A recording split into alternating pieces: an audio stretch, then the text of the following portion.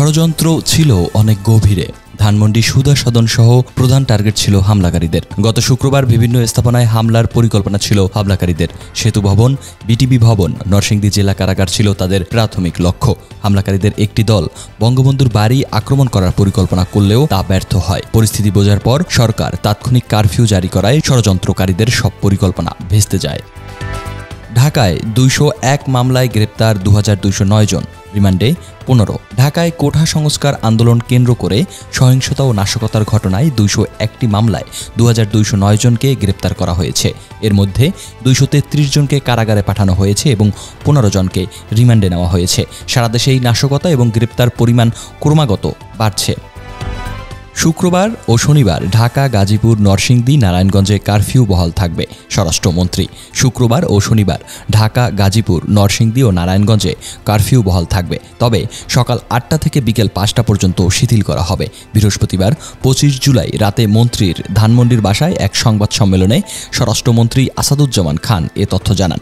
স্বরাষ্ট্র মন্ত্রণালয়ের জারি করা বিজ্ঞপ্তি অনুযায়ী বৃহস্পতিবারও ২৫ জুলাই ঢাকা, নারায়ণগঞ্জ, গাজীপুর এবং নরসিংদী জেলায় কারফিউ সকাল ১০টা থেকে বিকেল ৫টা পর্যন্ত শিথিল ছিল। অন্যান্য জেলাগুলোর কারফিউ শিথিলের দায়িত্ব স্থানীয় প্রশাসনকে দেওয়া হয়েছে। কোটা আন্দোলন ঘিরে সহিংসতা, স্বজনদের কাছে ৮৫ জনের লাশ হস্তান্তর করেছেন ঢাকা মেডিকেল। ডামেকে কোঠা সংস্কার আন্দোলন ঘিরে সহিংসতায় চিকিৎসা নিতে আসেন ১৫৬০ জন। কোঠা সংস্কার আন্দোলনের সহিংসতায় ঢাকায় ১৫৬০ জন আহত হয়ে ঢাকা মেডিকেল কলেজ ডামেক হাসপাতালে চিকিৎসা নিতে এসেছেন। এদের মধ্যে ৩৭১ জন ভর্তি হয়েছেন এবং ২৫০ জন চোখের চিকিৎসা নিয়েছেন। বর্তমানে হাসপাতালে চিকিৎসাধীন আছেন ১৭৫ জন। ঢাকায় মার্কিন দূতাবাসে জরুরি নন এমন কর্মী ও পরিবারের সদস্যদের বাংলাদেশ ছাড়ার অনুমতি। যুক্তরাষ্ট্রের পররাষ্ট্র দপ্তর ঢাকায় মার্কিন দূতাবাসের জরুরি নন এমন কর্মী ও তাদের পরিবারের সদস্যদের স্বেচ্ছায় বাংলাদেশ ছাড়ার অনুমতি দিয়েছে। মার্কিন পররাষ্ট্র দপ্তরের মুখপাত্র ম্যাথিউ মিলার গত বুধবার স্থানীয় সময় এ তথ্য জানান। মিলার জানান, বাংলাদেশে চলমান আইন শৃঙ্খলা পরিস্থিতি নিয়ে যুক্তরাষ্ট্র উদ্বিগ্ন এবং সেখানকার মার্কিন কর্মীদের নিরাপত্তা নিশ্চিত করতে সব বিকল্প পর্যালোচনা চলছে।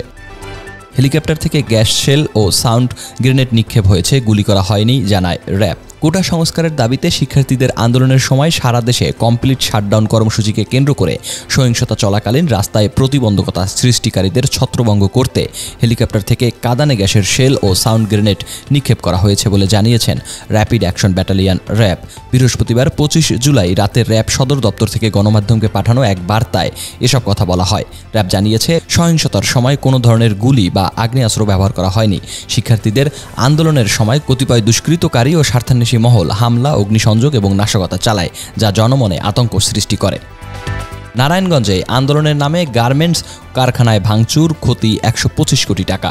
নারায়ণগঞ্জের জালকুড়ি এলাকায় এসবি স্টাইল কম্পোজিট লিমিটেড নামের গার্মেন্ট কারখানায় ১৯ জুলাই ঘটে যাওয়া কোটা আন্দোলনের সহিংসতায় ব্যাপক ক্ষতি হয়েছে।